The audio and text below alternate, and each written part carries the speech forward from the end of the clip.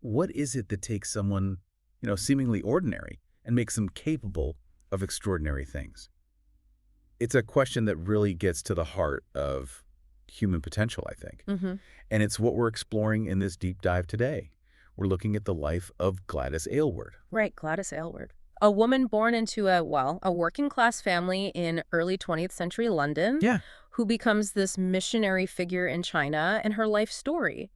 It's just filled with defiance, danger, and a really remarkable impact on thousands of people. Exactly. We've got a stack of material here, articles, biographical accounts, guides related to her work. And our mission really in this deep dive is to pull out the core insights, maybe some surprising facts, Hmm. and try to understand what propelled her on that journey, from parlor maid to being known as Aiwede, the virtuous one. It's quite something. It really is. And it's a story that I think challenges our assumptions about who's, qualified to do impactful work. Definitely. And it shows how determination and faith can overcome some truly daunting obstacles. Okay, so let's dive into the sources then. They tell us Gladys May Aylward was born in 1902. Background pretty humble, father a postman, mother a postal worker, North London, Edmonton. Right. Not exactly destined for international fame. And she wasn't, a top student or anything. Left school at 14. Just 14, yeah. Went straight into domestic service, a parlor maid. A completely different world from where she ended up. But then comes this turning point when she's 18. Ah, yes, the evangelical conversion. Right, at a revival meeting. And this seems to spark this deep, growing desire for missionary work. And specifically China. That calling started to form. One source suggests it might have been sparked by a magazine article. Yeah, something about the millions in China who hadn't heard the Christian gospel message. So she gets this profound conviction, this calling. But then the practical reality hits. She applies to the China Inland Mission, the CIM. This was, the main group sending missionaries to China at the time. She's in her mid-20s. And they turn her down. Uh-huh. Flat out. Yeah. The committee basically found her unfit.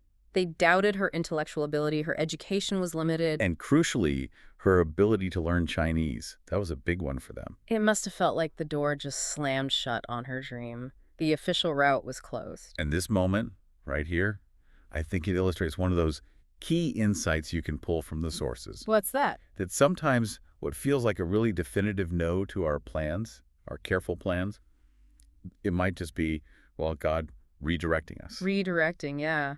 Onto a path that looks completely different. Maybe a path he planned all along, not the one we mapped out. That's powerful.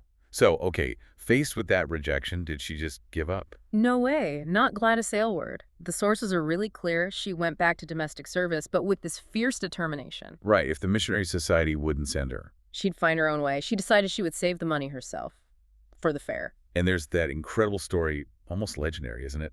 Where she puts her few coins on her Bible. Yes. And prays something like, here's my Bible, here's my money, here's me, use me. And straight after, her employer reimburses her for some travel fare. Just 3 shillings. Tiny amount, yeah. But Gladys saw it as this direct sign from God, like the seed money for her entire journey. It certainly seems to have fueled her, because then she starts working relentlessly, right? Yeah. Extra jobs, evenings, weekends. Saving every single penny she could, because that trip wasn't cheap. No, the standard way by sea was 90 pounds. Yeah. Which was just... a huge amount of money for her. Impossible, really. So she looks at the overland route, the Trans-Siberian Railway. Even though the ticket office apparently warned her point blank, it was dangerous. Borderline impossible, even. Because of an undeclared war between Russia and China. Exactly. But it was cheaper.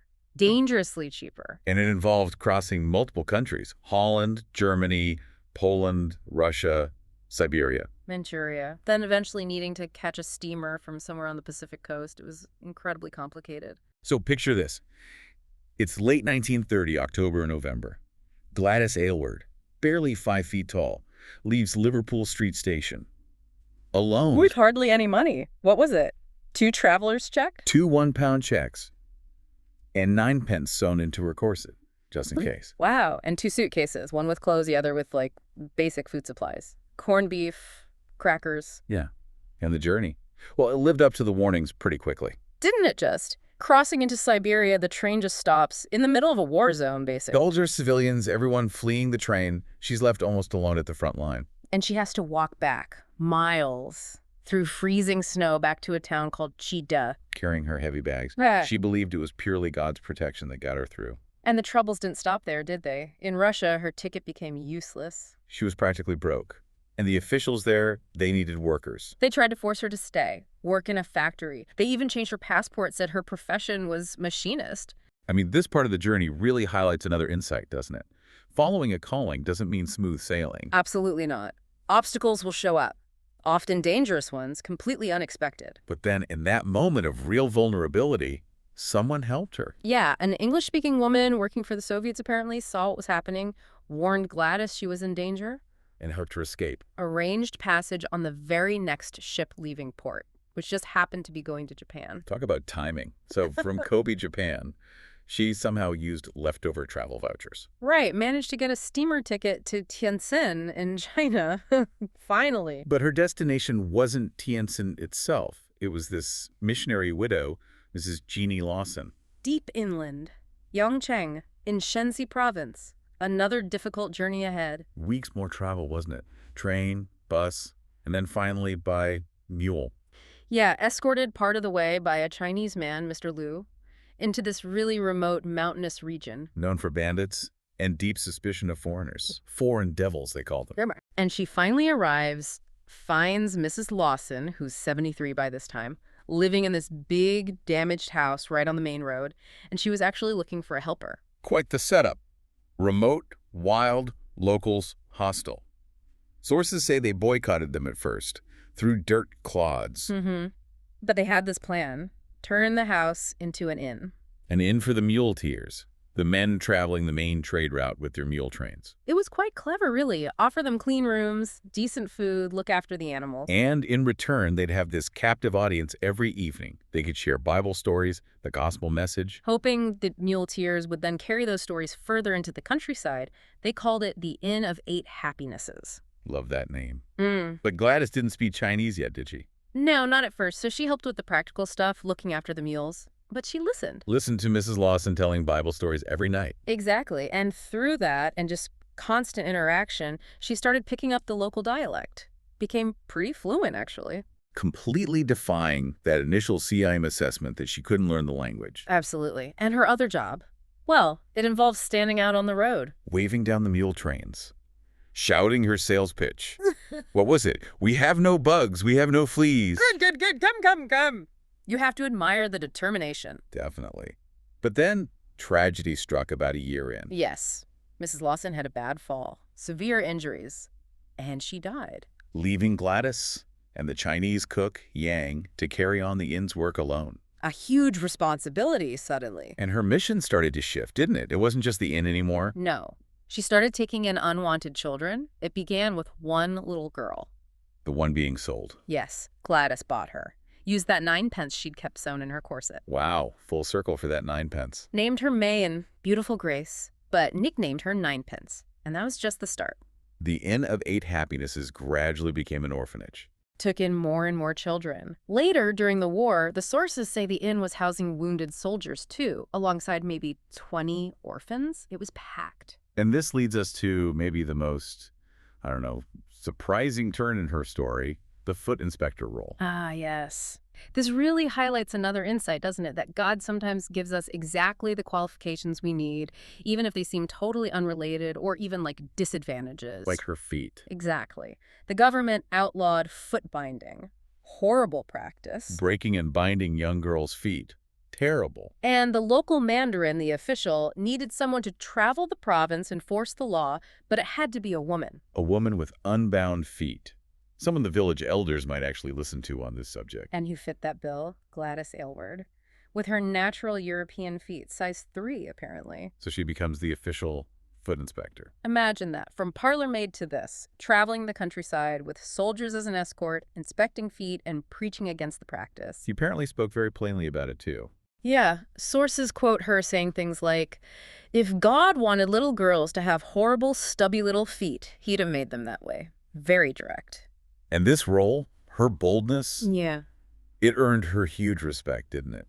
Much face, as they say. Immense respect. That's when people started calling her Aiwede, the virtuous one. And it led to this deep friendship with the Mandarin himself.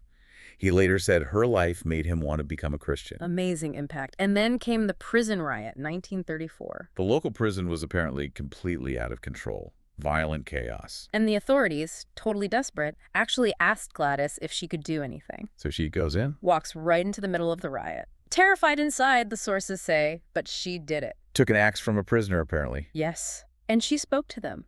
Calmly but powerfully, and incredibly, they listened. Even convicted murderers. Many of them listened.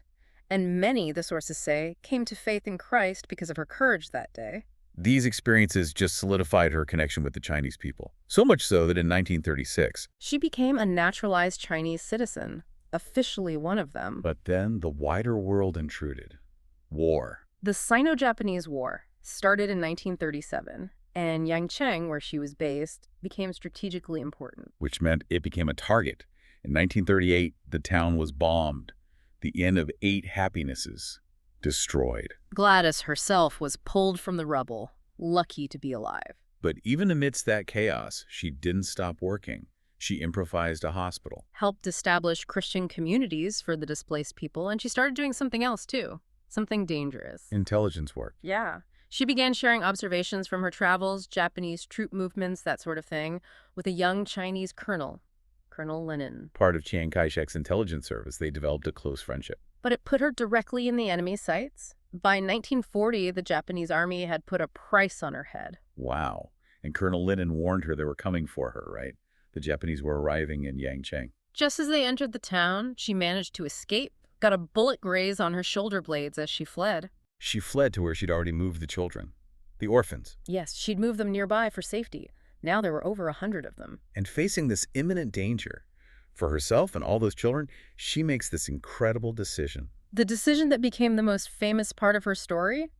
To lead them all on this trek. Over the mountains, 100 miles, to Xi'an, in Free China, where there was a government orphanage. It was just an epic undertaking. Took 27 days. She was the only adult, responsible for over 100 kids, mostly aged 4 to 16. The hardships must have been unimaginable, carrying the little ones, hardly any food, just a bit of grain. Sleeping rough, battling hunger, exhaustion, her own injury flaring up. She eventually got really sick herself. But she kept their spirits up, singing hymns, telling stories as they walked. Until they reached the 12th day and hit a wall, or rather a river. The Yellow River. Swift, deep, a mile wide. They were at this deserted town. No food, no ferry, no way across. Gladys waited there for 3 days. Apparently just sank into despair, ready to give up. And then comes that amazing moment with the little girl. Yeah.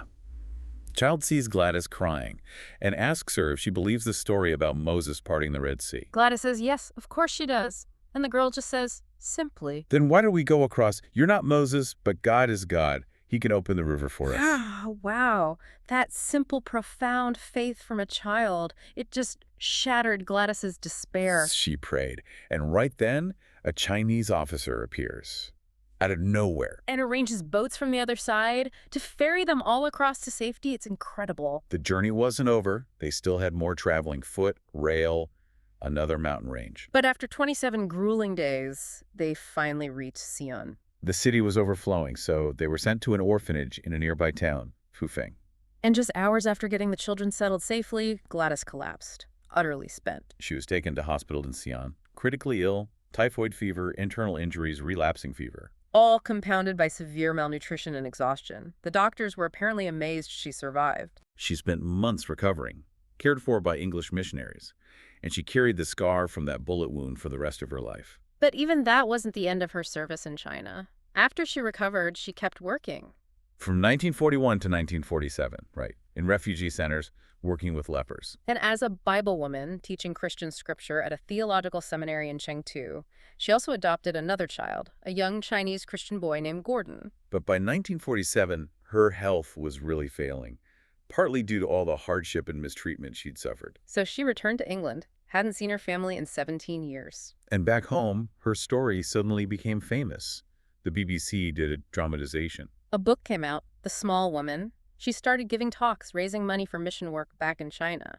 But the sources say she wasn't really happy in England. No, she missed China terribly and felt England had sort of lost its way spiritually, forgotten God. So after her mother died, she went back to Asia, Hong Kong first, working with refugees. And then, in 1957, she moved to Taiwan, Formosa, as it was often called then, home to the Free China government. And there, she just picked up where she left off, essentially.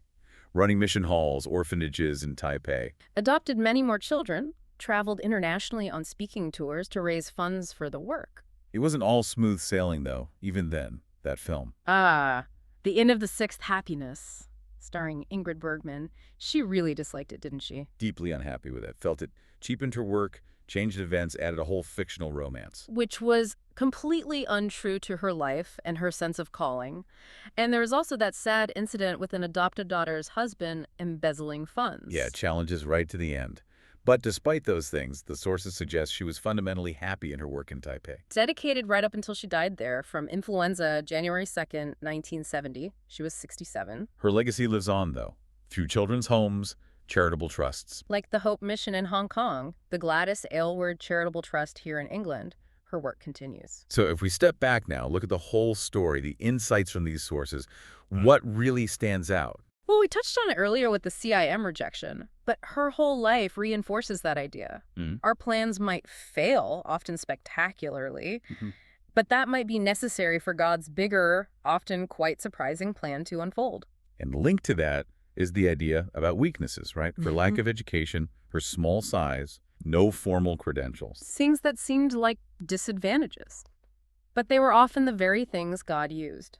As one source notes, it's so he gets the glory, like that passage in 1 Corinthians about God using the weak things to shame the strong. Her story is just this incredible picture of perseverance, isn't it? Through unbelievable difficulty. Yeah. War, poverty, danger, language barriers. Things that would stop most people cold, but she just kept going. And fundamentally, it's about faith, isn't it? Not just believing something, but an active, driving faith. The faith that pushed her to act even when she was terrified, to trust when she was despairing at the river, to just keep putting one foot in front of the other when she was utterly exhausted. Her life really speaks to anyone listening who might feel, inadequate sometimes, unqualified, daunted by the challenges they face. Definitely. It shows that following a deep conviction, leaning on faith, and just keeping on can lead to an impact far beyond what you might imagine from where you started. Gladys Aylward's life, it really was a remarkable journey.